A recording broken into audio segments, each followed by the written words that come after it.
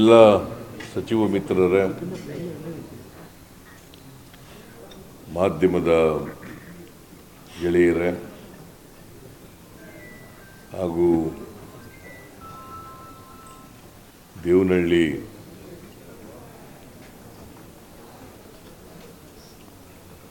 ತಾಲೂಕು ಚನ್ನರಾಯಪಟ್ಟಣ ಹೋಬಳಿ ಅಲ್ಲಿ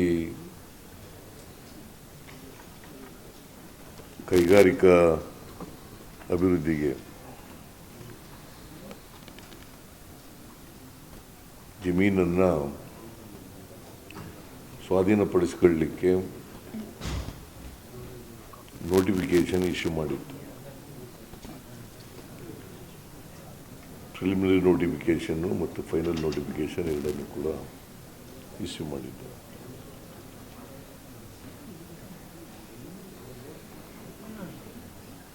ರೈತರು ಮತ್ತು ಸಂಘಟನೆಗಳು, ಹೋರಾಟಗಾರರು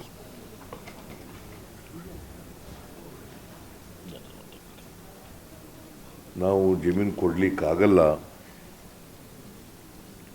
ಕಾರಣ ಯಾಕಪ್ಪ ಅಂತಂದರೆ ಆ ಜಮೀನುಗಳಲ್ಲಿ ನಾವು ವ್ಯವಸಾಯ ಮಾಡ್ತಾ ಇದ್ದೀವಿ.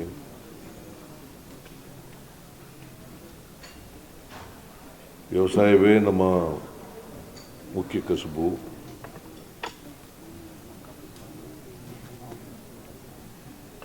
ಮತ್ತು ಅವೇ ನಮ್ಮ ಜೀವನ ಆಧಾರ ಆಗಿರ್ತಕ್ಕಂಥದ್ದು.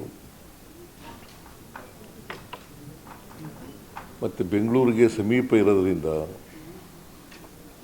ಏರ್ಪೋರ್ಟ್ಗೆ ಸಮೀಪ ಇರೋದರಿಂದ ಮತ್ತು ಗ್ರೀನ್ ಬೆಲ್ಟ್ನಲ್ಲಿರೋದ್ರಿಂದ ಅವುಗಳನ್ನು ಸ್ವಾಧೀನಪಡಿಸ್ಕೊಳ್ಳೋಕೆ ಹೋಗಬೇಡಿ ಅಂಥೇಳಿ ಅವರು ವಿರೋಧವನ್ನು ವ್ಯಕ್ತಪಡಿಸಿದರು, ಪ್ರತಿಭಟನೆಯನ್ನು ಕೂಡ ಮಾಡಿದರು. ಸರ್ಕಾರ ಅವ್ರ ಜೊತೆಯಲ್ಲಿ 5-6 ಸಭೆಗಳನ್ನು ಮಾಡಿದೆ. ರೈತರ ಜೊತೆ ಮಾಡಿದೆ, ಹೋರಾಟಗಾರರ ಜೊತೆ ಎಲ್ಲ ಸಭೆಗಳನ್ನು ಮಾಡಿದೆ. ಅವರ ಅಹವಾಲುಗಳನ್ನು ಕೇಳಿದ್ದೀವಿ, ಸರ್ಕಾರದ ಅಹವಾಲನ್ನು ಕೇಳಿದ್ದೀವಿ, ರೈತರ ಅಹವಾಲನ್ನು ಕೇಳಿದ್ದೀವಿ, ಹೋರಾಟಗಾರರ ಅಹವಾಲನ್ನು ಕೇಳಿದ್ದೀವಿ. ಅಲ್ಲಿ ಜನಪ್ರತಿನಿಧಿಯಾದಂಥ KH ಮುನಿಯಪ್ಪನವರ ಅಭಿಪ್ರಾಯವನ್ನು ಕೂಡ ಪಡ್ಕೊಂಡಿದ್ದೀವಿ. KH ಮುನಿಯಪ್ಪನವರು ಕೂಡ ರೈತರ ಪರನೇ ವಾದ ಮಾಡ್ತಾ ಇದ್ರು.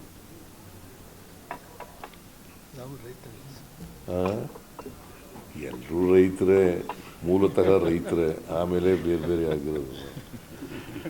ಈಗ ರಾಜಕಾರಣಿ ನೀವು, ಈಗ ಯಾವ ಹೊಲ ಹೋಗ್ತಿದ್ದೀನಿ, ನೇಗಿಲು ಕಟ್ಟಕ್ಕೆ ಬರ್ತದೋ ಇಲ್ಲೋ ಗೊತ್ತಿಲ್ಲ ನಿಮಗೆ.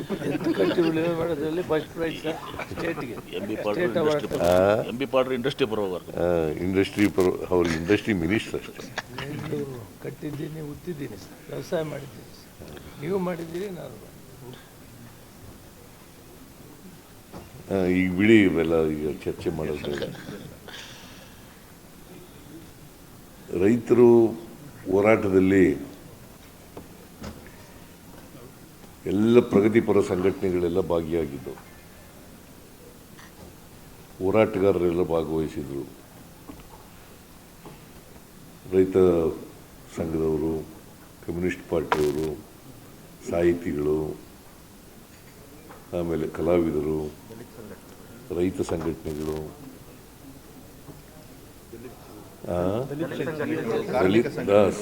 ದಲಿತ ಎಲೆ ಶಂಕರ್ ಬಂದೇ ಇಲ್ಲ ಇವತ್ತು, ಇನ್ನೂ ಥರ ಬಂದಿದ್ದಾನೆ, ಗುರುಪ್ರಸಾದ್ ಬಂದಿದ್ದಾನೆ, ನಾಗರಾಜ್ ಇದ್ದಾನೆ, ಶಂಕರೇ ಪತ್ತೇಲ್ ಬಂದ.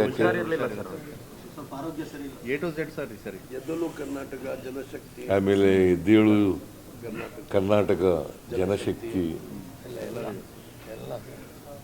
ಭಾಳ ಈ ಸಾರಿ ಇದು ಒಂದು ವಿಶಿಷ್ಟವಾದಂಥ ಹೋರಾಟ,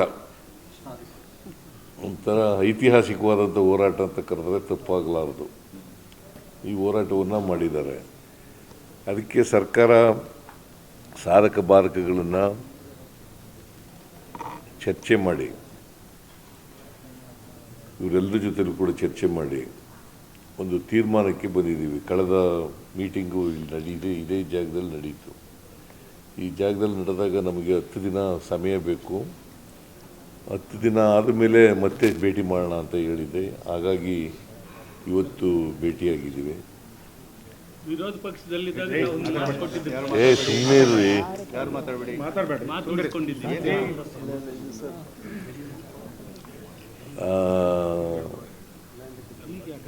1777 ಎಕರೆ 1777 ಎಕರೆ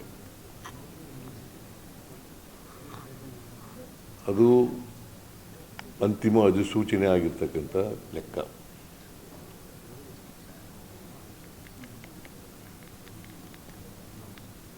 ನಾವು ಈ ಜಮೀನನ್ನು ಸಂಪೂರ್ಣವಾಗಿ 1777 ಎಕರೆ ಜಮೀನನ್ನು ಅದಕ್ಕೆ ನೋಟಿಫಿಕೇಷನ್ ಏನು ಹೊರಡಿಸಿದ್ದು, ಅಂತಿಮ ನೋಟಿಫಿಕೇಷನ್ ಏನು ಹೊರಡಿಸಿದ್ದು ಸ್ವಾಧೀನಕ್ಕೆ, ಅದನ್ನು ಸಂಪೂರ್ಣವಾಗಿ ಕೈ ಬಿಟ್ಟಿದ್ದೇವೆ.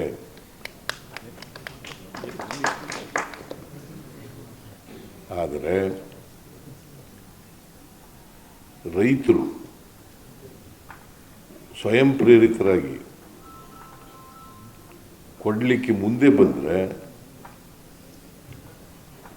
ಅಂಥ ಜಮೀನುಗಳನ್ನು ಒಪ್ಪಂದದ ಮೇಲೆ ತಗೊಳ್ತೀವಿ. ಬೈ ಕನ್ಸೆಂಟ್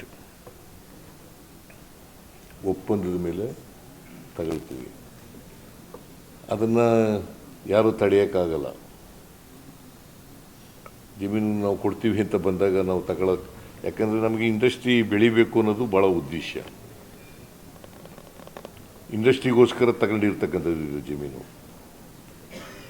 ಅದಕ್ಕೋಸ್ಕರ ಇಂಡಸ್ಟ್ರಿ ಬೆಳವಣಿಗೆಗೆ ಇಂಥ ಜಮೀನುಗಳು ಬಂದರೆ ತಗೊಳ್ತೀವಿ.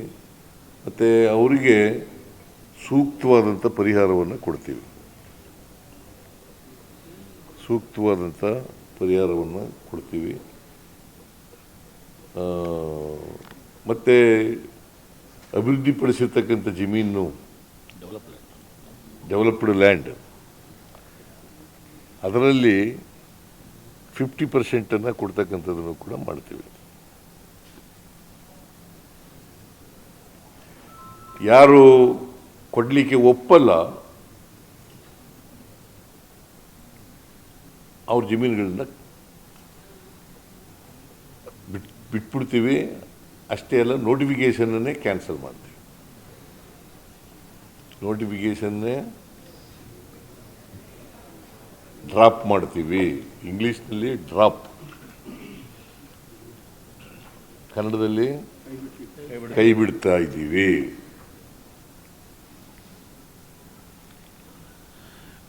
ಸೊ ಇದು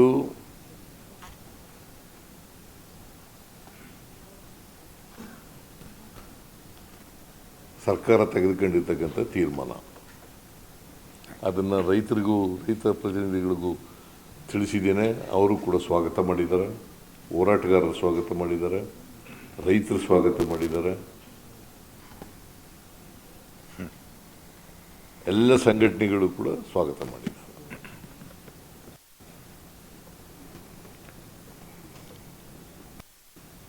ಇನ್ನೇನಾದ್ರು ಹೇಳ್ಬೇಕು? ಸಾಕಲ್ಲ? ಸ್ಟೇಟ್ಮೆಂಟ್ ಓದಾಗಿ ಹೇಳ್ಬಿಡಿ. ರೈತರು ಒಳ್ಳೇದಾಗಿದೆ. ನೋಡ್ರಿ, ಹೇಳ್ಬಿಡಿ ಸರ್, ಸ್ಟೇಟ್ಮೆಂಟ್ ನೀವು ಕೇಳಿಸ್ಕೊಳ್ಳಿ ಇಲ್ಲ ನಾನು ಹೇಳೋದನ್ನ ಅಂತ. ಯಾರು ವಾಲಂಟಿಯರ್ ಬರ್ತಾರೆ ಅವ್ರ ಜಮೀನುಗಳು ತಗೋತೀವಿ. Both the notification has been dropped. The notification entirely is dropped. Those who want to give lands to the government for the development of the industry, we will take such lands. With consent. With consent. ಇದಕ್ಕೆ ಮಾತ್ರ ಸೀಮಿತವಾಗಿ, ದೇವನಹಳ್ಳಿಗೆ ಮಾತ್ರ ಸೀಮಿತವಾಗಿ, ದೇವನಹಳ್ಳಿಗೆ ಮಾತ್ರ ನೋಟಿಫಿಕೇಶನ್ಗೆ ಸೀಮಿತವಾಗಿ. ಹಾಂ,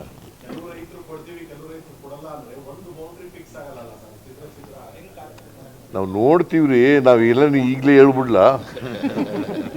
ಒಂದು boundary ಬರ್ತದ, ಅರ್ಧ ಬೌಂಡ್ರಿ ಬರ್ತದ, ಮಧ್ಯೆ ಬರ್ತದ ಅಂತ ಈಗಲೇ ಹೇಳಲ್ಲ. ಯಾರು ರೈತರು ಮುಂದೆ ಬರ್ತಾರೆ ಅವ್ರ ಜಮೀನು ತಗೋತೀವಿ. ಈಗ ಬೇರೆ ಬೇರೆ ಭಾಗದಲ್ಲೂ ಕೂಡ ಈ ತರ ಸಮಸ್ಯೆಗಳಿದ್ದಾವೆ. ಕೈಗಾರಿಕೆ ಪಡ್ಕೊಂಡಿರ್ತಕ್ಕಂಥ ಭೂಮಿಯನ್ನು ವಿಡ್ರಾ ಮಾಡಬೇಕು ರಿಕ್ವೆಸ್ಟ್ ಕೂಡ ಇದೆ. ನೋಡಪ್ಪ, ಇದು ಬೆಂಗಳೂರು ಹತ್ರ ಇರೋದ್ರಿಂದ ಮತ್ತು ವ್ಯವಸಾಯ ಮಾಡ್ಕೊಂಡಿರೋದ್ರಿಂದ ಅದ್ರ ಮೇಲೆ ಜೀವನ ಮಾಡ್ತಾ ಇರೋದ್ರಿಂದ ಈ ಜಮೀನುಗಳನ್ನು ಕೈ ಬಿಡಬೇಕು ಅಂತ ತೀರ್ಮಾನ ಮಾಡಿದ್ದೀವಿ. ಮತ್ತು ಭಾಳ ಹೋರಾಟ ಇದಕ್ಕೆ ಭಾಳ ದಿನಗಳು ಹೋರಾಟ ನಡೀತಾ ಇದೆ. ಮತ್ತು ಎಲ್ಲ ಸಂಘಟನೆಗಳು ಕೂಡ ಹೋರಾಟಗಾರರು ಇದರಲ್ಲಿ ಭಾಗವಹಿಸಿದ್ದಾರೆ. ಭಾಳ ಮುಖ್ಯವಾಗಿ ರೈತರಿಗೋಸ್ಕರ, ರೈತರು ವ್ಯವಸಾಯ ಮಾಡಲಿಕ್ಕೋಸ್ಕರ, ಅವರ ಜಮೀನುಗಳನ್ನು ಉಳಿಸ್ಕೊಳ್ಳಿಕ್ಕೋಸ್ಕರ ಮಾಡ್ತಾ ಇರ್ತಕ್ಕಂಥದ್ದು. ಆದ್ದರಿಂದ ಮಾಡ್ತೀವಿ. ಎಲ್ಲಕ್ಕೂ ಇದು ಈ ತೀರ್ಮಾನ ಎಲ್ಲಕ್ಕೂ ಅಪ್ಲೈ ಆಗಲ್ಲ. ಜಡ್ಜ್ ಭಯ ಅದೇನ್ರಿ, ಅದೇ ಸ್ಟೇಟ್ಮೆಂಟ್ ಅದದು. ಓದೇ ಸ್ಟೇಟ್ಮೆಂಟ್ ಹೇಳ್ಬಿಡಿ ಸರ್, ಸ್ಟೇಟ್ಮೆಂಟ್ ಓದೇ ಹೇಳ್ಬಿಡಿ. ಒಂದು ಏನಪ್ಪ ಆಮೇಲೆ ಮಾತಾಡೋಣ.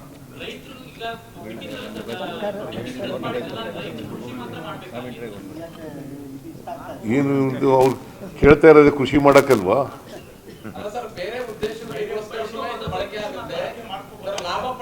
ನೀವು ಏನೇನೋ ಕೇಳಕ್ ಹೋಗ್ಬಿಡಿಯಪ್ಪ.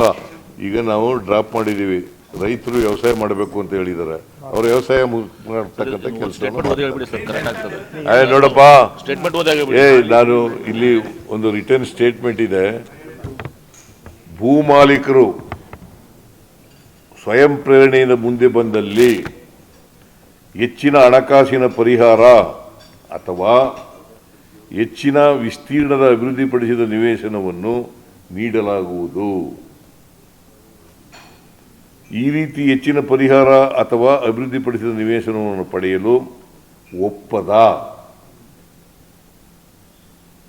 ಪ್ಲೀಸ್ ಅಂಡರ್ಲೈನ್, ಒಪ್ಪದ ರೈತರ ಜಮೀನುಗಳನ್ನು ಕೃಷಿ ಭೂಮಿಯಾಗಿಯೇ ಮುಂದುವರಿಸಲಾಗುವುದು. ಇದೇ ಆಲ್ರೆಡಿ ಇದೆ ರೀ. ಗ್ರೀನ್ ಬೆಲ್ಟ್ ಅಲ್ಲಿ ಇದೆ. ಸುಮ್ಮನೆ ನೋಡಪ್ಪ, ಇದ್ದೇನೆಲ್ಲ ಕೇಳಕ್ ಸುಮ್ಮನೆ ಎಲ್ಲ ಕೇಳೋದಕ್ಕೆ ಏನ್ ಮಾಡೋದು?